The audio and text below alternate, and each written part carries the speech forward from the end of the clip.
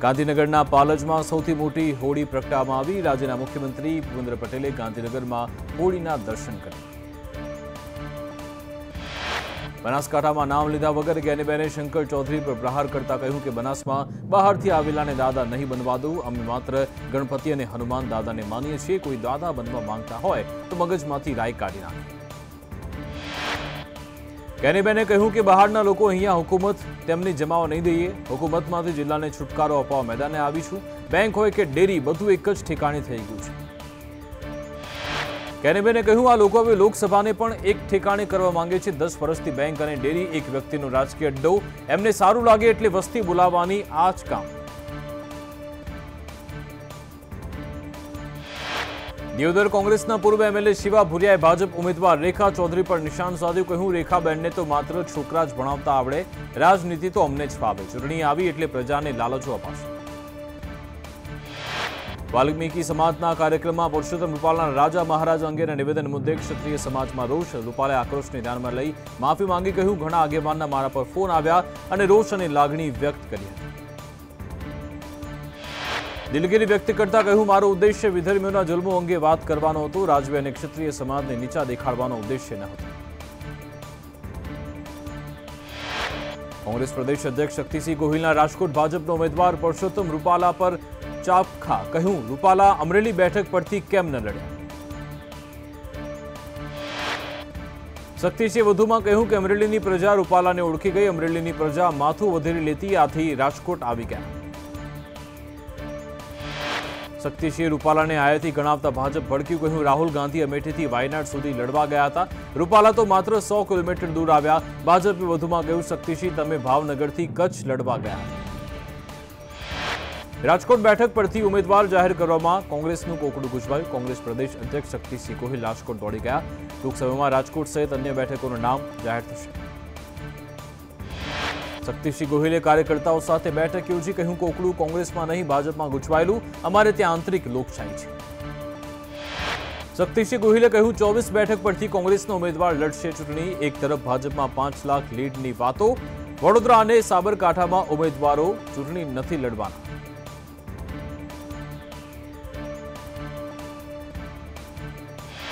રાજકોટ બેઠક પર કોંગ્રેસમાં જૂથવાદ ખાળવા શક્તિસિંહે 2 નિરીક્ષક નિમ્યા। પૂંજાવંશ અને ભીખુભાઈ વાડોદરિયાને નિરીક્ષકની જવાબદારી સોંપી। રાજકોટ શહેર અને જિલ્લા આગેવાનો કાર્યકરોને સાંભળશે।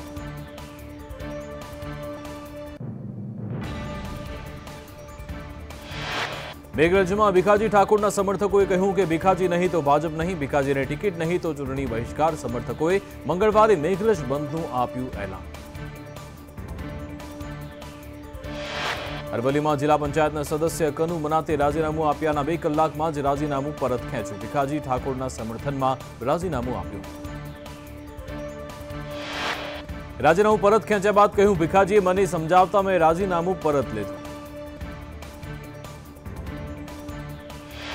રંજનબેન ભટ્ટના સમર્થનમાં કાર્યકરો આવ્યા મેદાનમાં। મંગળવારે બપોર પછી કોઈપણ સમય આત્મવિલોપનની ચીમકી આપી। મનીષ ગોસ્વામીએ ભાજપ પર આકરા પ્રહાર કરતા કહ્યું કે ભાજપમાં ચાલી રહ્યો છે જૂથવાદ। વધુમાં કહ્યું ભાજપની છબી ખરડાઈ રહી છે। દર 6 મહિને બ્લડ કેમ્પ કરી ધંધો થઈ રહ્યો છે। ભાજપને ઊભી કરતા કાર્યકરોના ચંપલ ઘસાઈ ગયા। ઉમેદવારોએ ચૂંટણી લડવાનો ઇનકાર કરતા વડોદરા અને સાબરકાંઠા બેઠક પર ભાજપમાં પેચ ફસાયો। પુરુષ કે મહિલા ઉમેદવાર કોને ટિકિટ આપવી તે મોટો પ્રશ્ન।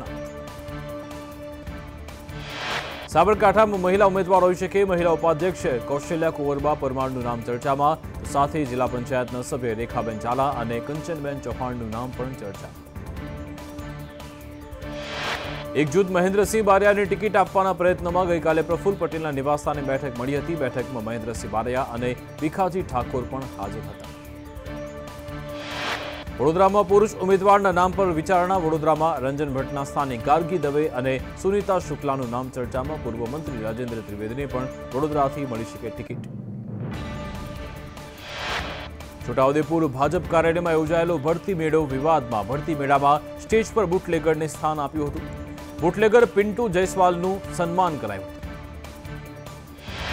કોંગ્રેસના ઉમેદવાર સુખરામ રાઠવાએ કર્યા આક્ષેપ। કહ્યું પિન્ટુ જયસ્વાલ દારૂનું વેચાણ કરે છે। એમપીમાં દારૂ વેચાણનું લાયસન્સ ધરાવે છે, ગુજરાતમાં પણ દારૂ ઘુસાડે છે। સુખરામ રાઠવાએ કહ્યું દારૂ વેચનારને ભાજપ પીઠબળ આપે છે। છોટાઉદેપુર ભાજપ પ્રભારી રમેશ ઉકાણે કહ્યું કે શરત ચૂકથી તેમને સ્ટેજ અપાયું હતું. પિન્ટુ જયસ્વાલને કોઈ હોદ્દો નથી અપાયો. જમીન વેચાતી લીધી છે, દાનમાં નથી લીધી.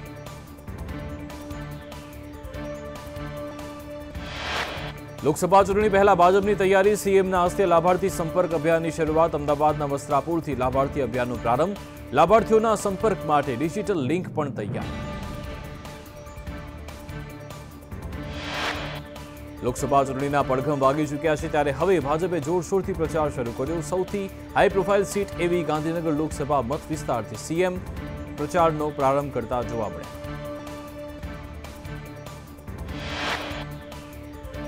સુરત ભાજપના ઉમેદવાર મુકેશ દલાલની સંદેશ ન્યૂઝ સાથે વાતચીત. કહ્યું, કાર્યકર્તાઓના પ્રેમથી 7 લાખથી વધુની લીડથી જીતીશ. વલસાડમાં પત્રિકા યુદ્ધનો સિલસિલો. પત્રિકા વાયરલ થયા બાદ હવે પત્ર થયો વાયરલ. વલસાડ બેઠક પર ભાજપનો ઉમેદવાર બદલવાનો પત્ર સોશિયલ મીડિયામાં ફરતો થયો. ધવલ પટેલનો અંદરો અંદર વિરોધ યથાવત. લોકસભા ચૂંટણી પહેલા ઉમેદવારોનું મંદિર પોલિટિક્સ. પાટણ કોંગ્રેસના ઉમેદવાર ચંદનજી ઠાકોરે ખેરાલુમાં મારુંડા ખાતે માતાના મંદિરે દર્શન કર્યા. કોંગ્રેસ અગ્રણીએ પાઘડી પહેરાવી ચંદનજીનું સ્વાગત કર્યું. ભાજપની 5મી યાદી આજે થઈ શકે જાહેર. ગઈકાલે રાત્રે સીઈસીની બેઠક મળી હતી. બેઠકમાં ઉમેદવારના નામ પર મંથન થયું. ગુજરાતનો ઉમેદવાર પણ જાહેર થઈ શકે. 4 બેઠકોના ઉમેદવાર જાહેર કરવા બાકી. 2 બેઠકોના ઉમેદવારે નામ પરત ખેંચ્યું. તમામ 6 બેઠકો પરના નામ જાહેર થઈ શકે છે. ભૂતપૂર્વ air chief marshal R.K.. Bhadauria ભાજપમાં જોડાયા. ભાજપ પાર્ટીના મહાસચિવ વિનોદ તાવડે અને કેન્દ્રીય મંત્રી અનુરાગ ઠાકુર પણ ઉપસ્થિત રહ્યા. ને માત્ર ભારત ઓસ્ટ્રેલિયા પણ લોકસભા ચૂંટણીના રંગે રંગાયો. ઓસ્ટ્રેલિયામાં પીએમ મોદીના સમર્થકોએ મોદી ફોર 2024 નામની ઝુંબેશ શરૂ કરી. આ અભિયાનની શરૂઆત સિડનીના હાર્બર બ્રિજથી કરી. લોકસભા ચૂંટણી પહેલા 1 કરોડની રોકડ રકમ ઝડપાઈ. શામળાજીના અણસોલ ચેકપોસ્ટ પરથી 500 ને 100ના દળની ચલણી નોટ ઝડપાઈ. કારમાં ગુપ્તખાનું બનાવી ગુજરાતમાં લાવતા હતા રૂપિયા. રાજસ્થાનના રતનસિંહ રાજપૂતની ધરપકડ. સુરેન્દ્રનગરમાં ચોટીલામાં થાન રોડથી જૂના બસ સ્ટેશન સુધી રંગોળી સ્પર્ધાનું આયોજન કરાયું. આયોજન મતદાર નોંધણી અધિકારી અને આસિસ્ટન્ટ કલેક્ટર કચેરી દ્વારા કરવામાં આવ્યું.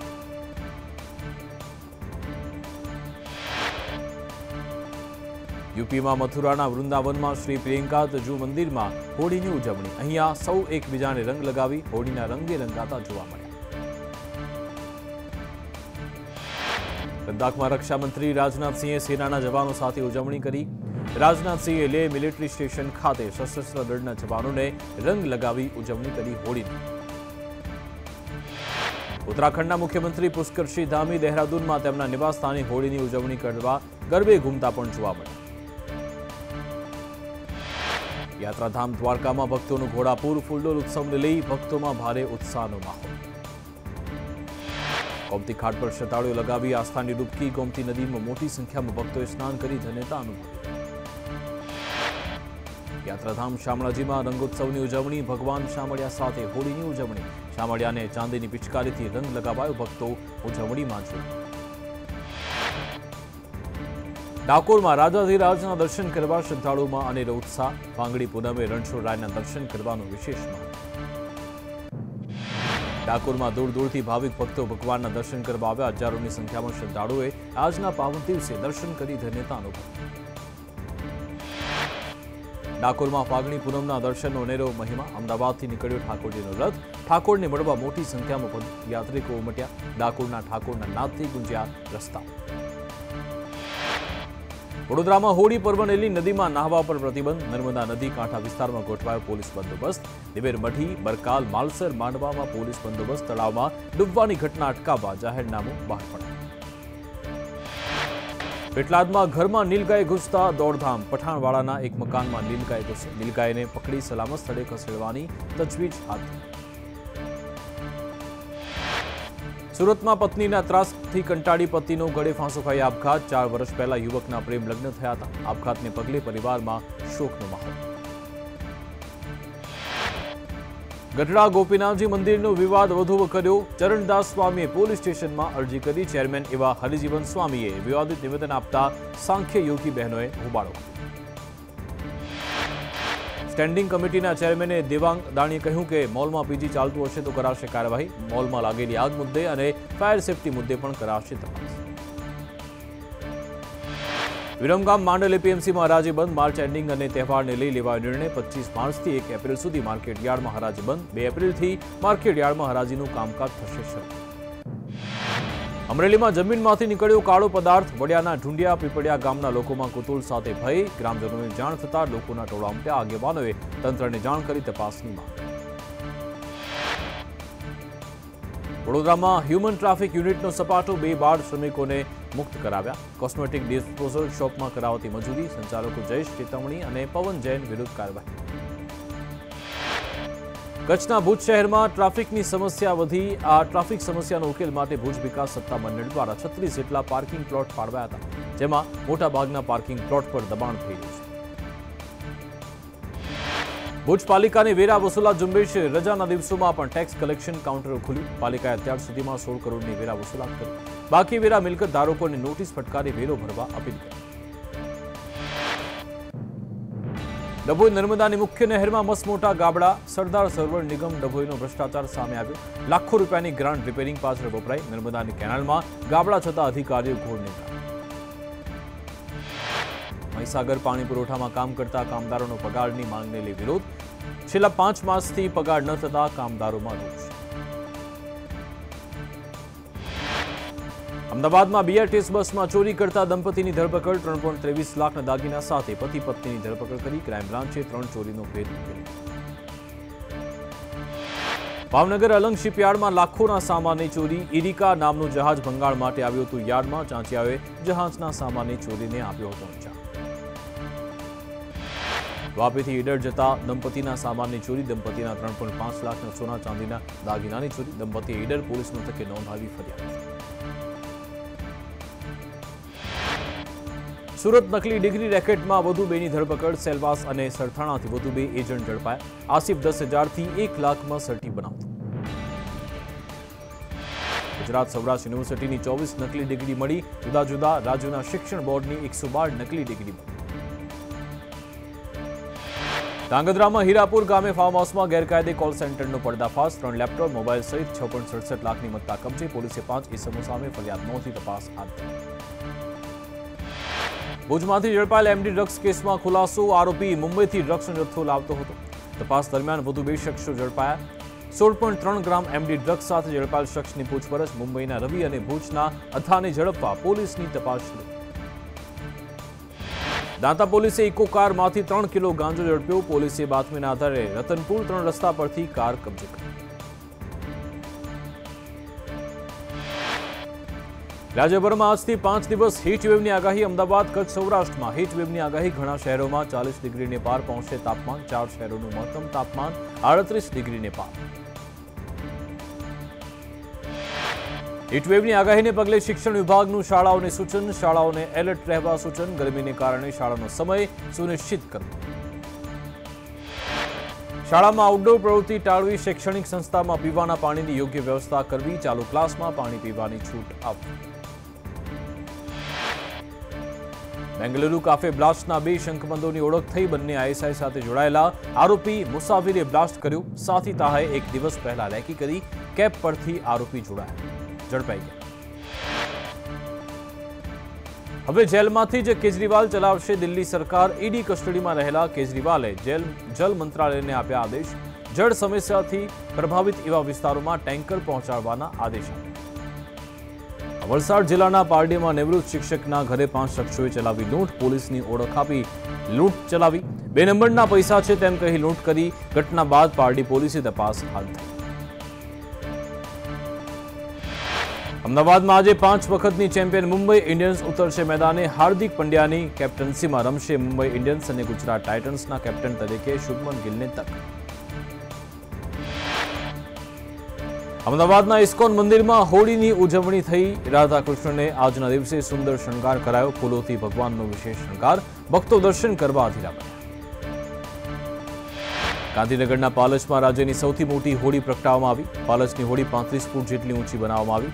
હોળી પ્રગટ્યા બાદ અંગારા પર ચાલવાની છે પરંપરા. છોટાઉદેપુર લોકસભા બેઠક પર કોંગ્રેસના ઉમેદવાર સુખરામ રાઠવા આજે હોળીના દિવસે જિલ્લાના વિવિધ મંદિરોમાં દર્શનાર્થે નીકળ્યા અને પ્રતાપનગર મંદિર ખાતે આરતી કરી મહારાજના દર્શન કરી આશીર્વાદ મેળવ્યા। બગસરામાં મોટી હવેલીમાં હોળી રસિયા કાર્યક્રમ યોજાયો। વૈષ્ણવ ભાઈઓ બહેનોએ એકબીજા પર ફૂલ ઉડાડી તહેવારની ઉજવણી કરી।